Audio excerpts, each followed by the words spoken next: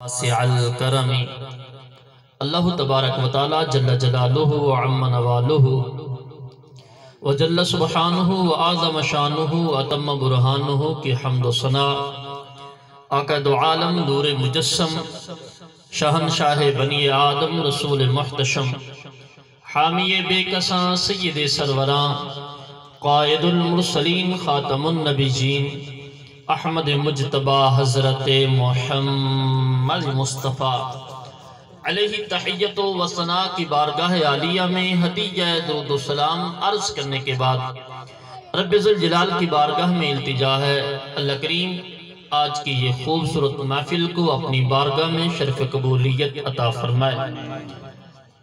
آج کے ہمارے مہمان خصوصی حاجی شرافت علی شرافت صاحب اور دیگر ثناخان مصطفیٰ سٹیج پر موجود اور تمام حاضرین و ناظرین اللہ پاک کی بارگاہ میں دعا کرتے ہیں اللہ کریم آج کے اس مبارک محفل کے صدقے بیماروں کو شفا عطا کرے، بے اولادوں کو اولاد نصیب کرے اور اللہ کریم نافرمان اولاد کو فرما بردار اولاد بنائے۔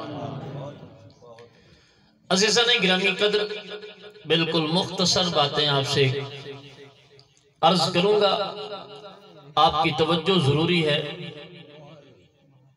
اور اگر تھوڑی سی بھی توجہ ہٹی تو جو مقصد ہے وہ ہم سے نکل جائے گا۔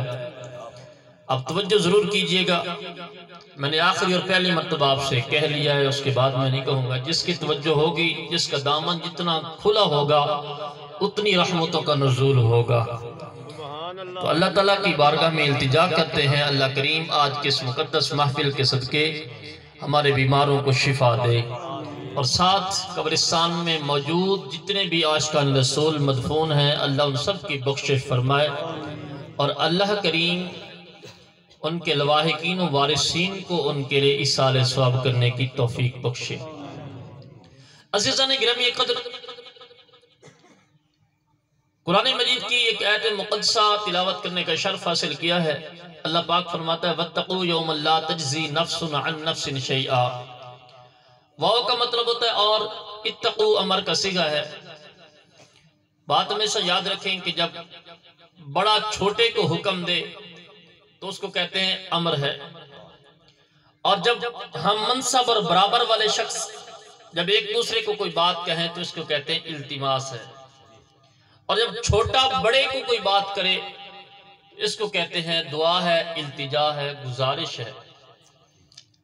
تو یہاں ہم ہیں، ہم سے رب نے خطاب کیا، اللہ بڑا ہے، ہم مخلوق چھوٹی ہیں، مخلوق سے خلاق عالم کا خطاب ہے۔ اللہ نے فرمایا اتقوا، ڈرو تم، یوم اللہ، اس دن سے، لا تجزی نفس عن نفس، جس دن کوئی جان کسی جان کا بدلہ نہیں بن سکتی، شیئن کچھ بھی۔ اس دن سے ڈرو جس دن کوئی جان کسی جان کا بدلہ بن سکتی نہیں۔ وَلَا يُقْبَلُ مِنْهَا شَفَاعَةٌ، اس دن میں کسی کی سفارش کو قبول کیا جائے گا نہیں۔ وَلَا يُؤْخَذُ مِنْهَا عَدْلٌ، اور اس دن میں کسی کا کوئی بدلہ بھی نہیں لیا جائے گا۔ وَلَا هُمْ يُنصَرُونَ، اور کوئی مدد نہیں کی جائے گی کسی کی بھی، کوئی بندہ کسی کی مدد نہیں کر سکتا۔ اگر میں اپنی زبان میں یہ کہوں کہ یہاں قرآن یہ کہہ رہا ہے کہ کوئی بندہ کسی کی سفارش نہیں کر سکتا، کوئی بندہ کسی کی سفارش قبول نہیں کی جائے گی، کوئی سفارش ہی نہیں کر سکتا، کسی کی بات کو نہیں مانا جائے گا، اللہ فرماتا ہے کسی کی بات کو بھی نہیں مانوں گا۔ اور یہی آیت مقدسہ بالکل اسی لفظ کے ساتھ تھوڑا بہت تبدیلی میں جناب والا 123 نمبر آیت کے اندر بھی یہی، یہ پہلا پارہ ہے، دوسری آیت دوسری سورہ مبارکہ ہے، بالکل سیم اسی کا معنی ہے کہ وہ یہ ہے کہ اور اس دن سے ڈرو جس دن کوئی جان کسی جان کو چھڑا نہیں سکتی، کوئی جان کسی جان کی سفارش نہیں کرے گی، کوئی جان کسی جان کا بدلہ نہیں بن سکتی، کوئی جان کسی جان کی مدد نہیں کر سکتی۔ اور سورہ زمر میں تو فرمایا قُلْ لِلَّهِ الشَّفَاعَةُ جَمِيعًا، اے محبوب آپ اعلان کر دیجئے جتنی بھی سفارشیں ہیں وہ ساری کی ساری رب کے لیے ہیں، کسی بندے کو اختیار نہیں ہوگا کہ وہ وہاں رب کی بارگاہ میں کچھ کہہ سکے۔ قرآن یہ فرما رہا ہے، لیکن بھائی صاحب میرا اور تیرا عقیدہ یہ ہے، میرا اور تیرا نظریہ یہ ہے، اہل سنہ والجماعت کا نظریہ یہ ہے کہ ہمیں آمنہ کی لال چھڑا لیں گے، ہمیں آمنہ کی لال تو بچا لیں گے۔ ہمارا عقیدہ یہ ہے جتنے بھی گنہگار ہوں، جتنے بھی بدکار ہوں، ایمان سینے میں ہے تو یہ سینے میں ایمان ہمیں قیامت کے دن اگر کوئی بندہ اپنے گناہوں کی وجہ سے جہنم میں چلا بھی گیا لیکن کسی نہ کسی کی سفارش کی وجہ سے اللہ اس کو جہنم سے نکال لے گا۔ لیکن یہاں تو قرآن کہتا ہے کہ کسی کی بات کو مانا بھی نہیں جائے گا، کسی کی بات کو مانا ہی نہیں جائے گا۔ قرآن تو یہی کہہ رہا ہے، لیکن مجھے یہاں کچھ قرآن کی آیتیں یاد آ رہی ہیں، اگر آپ کہیں تو میں قرآن پڑھنا چاہتا ہوں۔ آپ قرآن کر کے عظمت قرآن، سبحان اللہ، عظمت صاحب قرآن۔ قرآن کو قرآن سے ہم بیان کریں گے اور اپنا عقیدہ اور اپنا نظریہ پیش کریں گے۔ ہمارا جو نظریہ اور ہمارا جو عقیدہ ہے وہ ہم پیش کریں گے۔ جناب والا حضرت سیدنا یعقوب علیہ نبی جناب علیہ السلام تشریف فرما ہے اور ان کے بچے اپنے باپ کے پاس آئے اور آ کر کہنے لگے ابا جی ہم نے بہت بڑے گناہ کر لیے ہیں، ہم نے جناب یوسف کو کنویں کے اندر دھکیل دیا اور ہم نے آ کے آپ کو جھوٹ بولا کہ اس کو تو بھیڑیا کھا گیا، ہم نے تو اس کے ساتھ ظلم کیا، ابا جی ہم سے خطا ہو گئی ہے۔ اے ابا جی آج اگر کوئی ہمیں چھڑا سکتا ہے تو وہ آپ کی ذات ہے، ابا جی آپ ہاتھ اٹھائیے رب کی بارگاہ میں التجا کیجئے۔ قالوا یا ابانا استغفر لنا ذنوبنا انا كنا خاطئین۔ جناب سارے بیٹے بول کر کہنے لگے ابا جی اللہ کی بارگاہ میں آپ ہمارے گناہوں کی بخشش کیجئے، ہم خطا کار لوگ ہیں۔ اللہ فرماتا ہے کسی کی بات ہی نہیں سنی جائے گی، اور یہاں جناب یعقوب کی ان کے اولاد کے حق میں سن لی گئی۔ یہاں تو جناب والا کسی کی بات ہی نہیں سنی جائے گی، قرآن کہتا ہے، اور جناب یعقوب کی ان کے بیٹوں کے حق میں قبول کر لی جائے گی۔ میں دنیا کا سرکش انسان اس کی بات کر رہا ہوں، توجہ کیجئے گا ذرا۔ آپ اگر تاریخ انسان کو دیکھ لیں، تاریخ انسانی کو اٹھا کے دیکھ لیں، فرعون سے بڑا بدبخت کوئی پیدا ہی نہیں ہوا، فرعون سے بڑا کوئی بدبخت پیدا نہیں ہوا۔ لیکن جو سورۃ اعراف کی 7 نمبر سورہ ہے، آیت نمبر 132 اور 33 یاد آ رہی ہے، وہ قرآن ان کے بارے میں بتاتا ہے، فرماتا ہے فَأَرْسَلْنَا عَلَيْهِمْ الطُّوفَانَ وَالْجَرَادَ وَالْقُمَّلَ۔ جب ان کی بدکاریاں اتنی انتہا کو پہنچ جاتی تھی تو ہم ان پر عذاب لے کے آتے تھے۔ ہم ان پر کیا عذاب لے کے آتے تھے؟ اب کون کون سا عذاب یہ قرآن بیان کرتا ہے؟ فرماتا ہے فَأَرْسَلْنَا عَلَيْهِمْ الطُّوفَانَ وَالْجَرَادَ وَالْقُمَّلَ۔ ہم ٹڈیاں لے کے آتے، ہم جموں کا عذاب لے کے آتے، ہم خون کا عذاب لے کے آتے، ہم مینڈک کا عذاب لے کے آتے، یہ سارے عذاب آتے رہے۔ اور جناب یہ تو عذاب، حاجی صاحب یہ عذاب تو آتے رہے، لیکن فرعون تو نہیں مرا۔ واہ واہ واہ واہ واہ، نہیں سمجھ آیا؟ کیا بات، یہ عذاب تو آتے رہے، جمعہ کا عذاب آیا، فرعون نہیں مرا، خون کا عذاب آیا، خاموش ہو گئے سبحان اللہ۔ فرعون کا عذاب، فرعون پر خون کا عذاب آیا، وہ اپنا جناب والا پانی کا وہ پیالہ بھرتے تو خون بن جاتا، لیکن فرعون نہیں مرا۔ وہ جب عذاب آتا تھا قرآن کہتا ہے وَاسْتَكْبَرُوا وَكَانُوا قَوْمًا مُجْرِمِينَ، وہ تو آگے سے تکبر کرتے تھے، غرور کر دیتے تھے، وہ تو غرور کرتے تھے، لیکن بچ کیسے گیا؟ فرعونی سارے کٹھے ہو جاتے، فرعون کے پاس آتے کہتے عذاب آ گیا ہے اب بچنا ہے، تو فرعون کہتا پھر تم نے بچنا ہے، تم نے بچنا ہے؟ کہتے ہیں یہ ہاں بچنا ہے، ہم نے تو اب عذاب سے بچنا ہے۔ قرآن کہتا ہے وَلَمَّا وَقَعَ عَلَيْهِمُ الرِّجْزُ، قرآن کہتا ہے جب ان پر عذاب چھا جاتا، وَلَمَّا وَقَعَ، وَقَعَ کا مطلب ہوتا ہے چھا جاتا، واقع ہو جاتا، عَلَيْهِمُ الرِّجْزُ، ان پر جب عذاب چھاتا، فرعون کہتا ہے بچنا ہے، وہ کہتے ہیں جی ہاں بچنا ہے، یہ بڑے بڑے عذاب آئے بچنا ہے۔ فرعون جیسا سرکش انسان اپنی قوم سے خطاب کر کے کہتا ہے اگر تم بچنا چاہتے ہو تو کوئی ہستی تمہیں بچا نہیں سکتی۔ قالوا یا موسیٰ ادع لنا ربک بما عہد عندک، سارے مل کے موسیٰ کے پاس چلے جاؤ، کسی نے بچانا ہے تو پاک موسیٰ کی ذات ہے. قالوا یا موسیٰ ادع لنا، موسیٰ تم ہاتھ اٹھا کر دعا کرو اپنے رب سے. بما عہد عندک، میں نے کہا دنیا کا سرکش ترین انسان جناب موسیٰ کی دعا سے بچ گیا، جناب موسیٰ کی دعا سے بچ گیا. اور یہ مرا کہاں ہے؟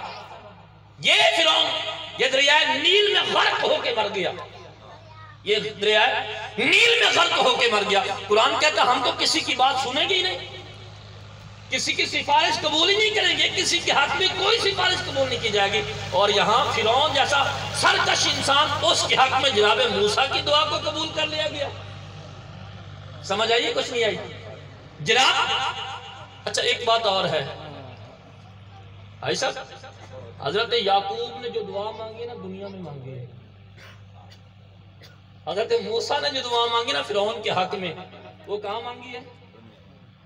کہاں مانگی ہے؟ وہ بولو اونچے آواز سے، دنیا میں. اللہ فرماتا یہاں تو باپ کی بیٹے کے حق میں دعا قبول کر لیں گے، لیکن وہاں آؤ گے تو کسی کی نہیں مانیں گے. یہاں تو باپ بھی اگر ہاتھ اٹھا کے مصلی بچھا کے، اللہ کی عزت کی قسم ہے اس کو باپ ہی نہیں کہنا چاہیے جو اپنے بیٹوں کا گلہ کرتا ہے، شکوے بیٹھ کے کرتا ہے، اس کو نہیں کرنا، ان کو اس سے نہیں کرنا چاہیے. بلکہ باپ تو گلہ شکوہ کرنے والا نہیں ہوتا، بلکہ مصلی بچھائے، تہجد کی نماز ادا کرے، ہاتھ اٹھا کر دعا کرے کہ یا اللہ میرا بیٹا نافرمان ہے.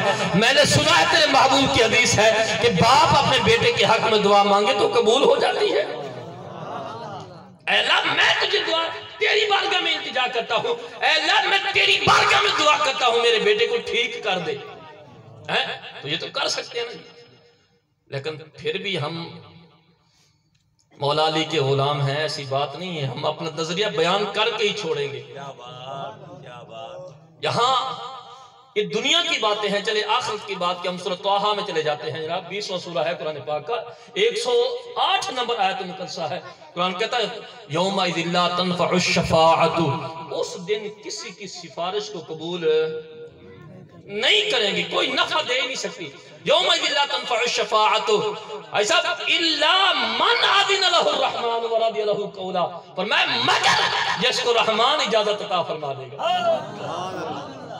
مگر جس کو رحمان اجازت عطا فرما دے گا. اے اللہ تو اجازت کس کو دے گا؟ فرمایا ورضی له قولا، جس کی بات اچھی ہوگی، جس کی بات اچھی ہوگی، جس کا کلام اچھا ہوگا، اس کی دعا کو، اس کی سفارش کو قبول کیا جائے گا. اے اللہ کس کا کلام اچھا ہے، کس کی بات اچھی ہے، تو کس کو پسند کرتا ہے، تو کس سے راضی ہونا چاہتا ہے. میں یہاں جناب والا کچھ نبیوں کی بات کرنا چاہتا ہوں، اگر کہیں تو ٹائم تھوڑا میں نے باتیں کرنی ہے. حضرت موسیٰ پاک علیہ السلام کو اللہ نے فرمایا پاک موسیٰ اپنی قوم کو لے کے کوہ طور پہ آ جاؤ. جناب موسیٰ پاک جلدی جناب کوہ طور پہ پہنچ گئے. اللہ پاک نے فرمایا وما آجلک عن قومک یا موسیٰ، اے موسیٰ بتا وہ تیری قوم کہاں گئی ہے؟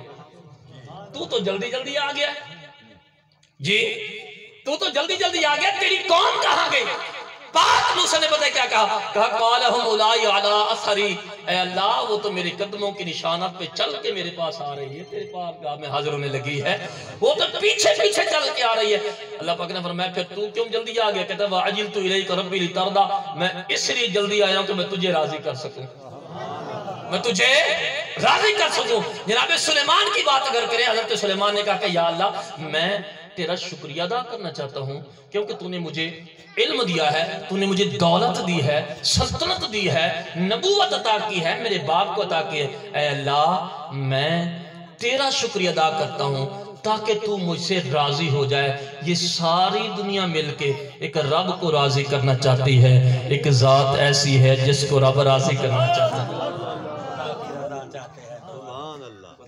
ایک ایسی ذات ہے جس کو خدا راضی کرنا چاہتا ہے. قرآن کہتا ہے وَالضُّحَىٰ وَاللَّيْلِ إِذَا سَجَىٰ مَا وَدَّعَكَ رَبُّكَ وَمَا قَلَىٰ وَلَلْآخِرَةُ خَيْرٌ لَكَ مِنَ الْأُولَىٰ وَلَسَوْفَ يُعْطِيكَ رَبُّكَ فَتَرْضَىٰ. ایک ذات ہے، وہ ذات محمد کی ذات ہے جس کو رب راضی کرنا چاہتا ہے. اے اللہ پھر محمد کی شفاعت کو قبول کرے گا. آقا کیوں نہیں کروں گا؟ یومئذ لا تنفع الشفاعۃ الا من اذن له الرحمن ورضی له قولا.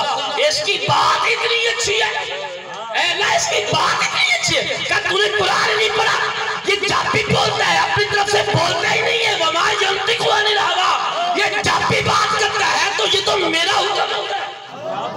آپ بلند کر کے عظمت مصطفیٰ مرحبا مرحبا، رفعت مصطفیٰ مرحبا مرحبا مرحبا مرحبا مرحبا۔ اے اللہ پھر حضور کے صدقے بھی کسی کو اجازت دیں گے کہ وہ بھی بولے؟ پھر حضور کے صدقے کسی کو اجازت دو گے کہ وہ بھی آپ کی بارگاہ میں عرض کرے کسی کے بارے میں؟ انہوں نے کہا نہیں، جس قوم سے بھی تعلق رکھے، اگر اس نے میرے پاک کلام کو سینے میں رکھا نا تو میں 10 جہنمیوں کو اس کی وجہ سے جنت میں ڈال دوں گا۔